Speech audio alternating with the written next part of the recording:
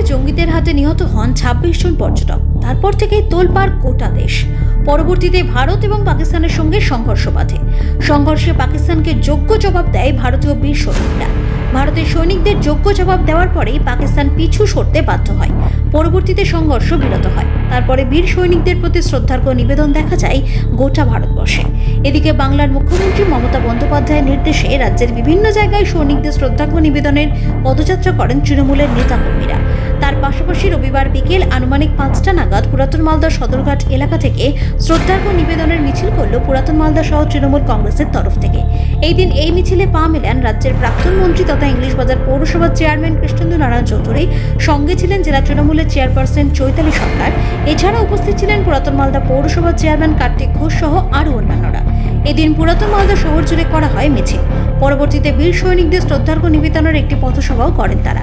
পাকিস্তানের বিরুদ্ধে কড়া সমালোচনা করেন তৃণমূলের নেতা নেত্রীরা এবং বীর সৈনিকদের জয় বলে সম্বোধন করেন তারা। আমাদের গর্ব, ভারতের সঙ্গে আমাদের আদর্শ।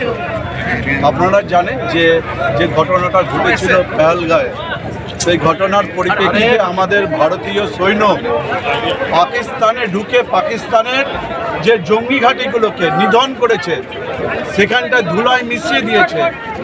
তাদের যে বিভিন্ন ক্ষেত্রে সেখানটা যুদ্ধ করেছে, তাদের যে আত্মবলিদান, তাদের যে সাহসিকতা, তাদের যে আমাদের যে বিভিন্ন যে সাহসিকতা দেখিয়েছে, সেই সাহসিকতাটা আমরা সেলুট জানাই, তাদেরকে কুর্নিশ জানাই, তাদেরকে আমরা শ্রদ্ধা জানাই।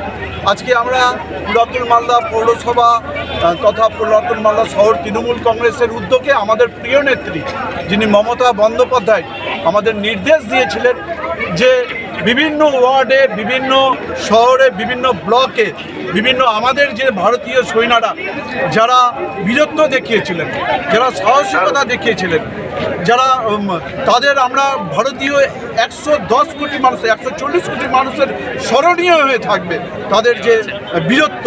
তো তাদেরকে আমরা শ্রদ্ধা জানাবার জন্য আজকে রাজপথে আমরা এবং জাতীয় পতাকা নিয়ে আমরা সদরঘাট মোড় থেকে আরম্ভ করে মঙ্গলবাড়ি মোড় পর্যন্ত হাজার হাজার মানুষ এখানটায় জমায়েত হয়েছে। আমরা তাদেরকে সেলুট জানাচ্ছি।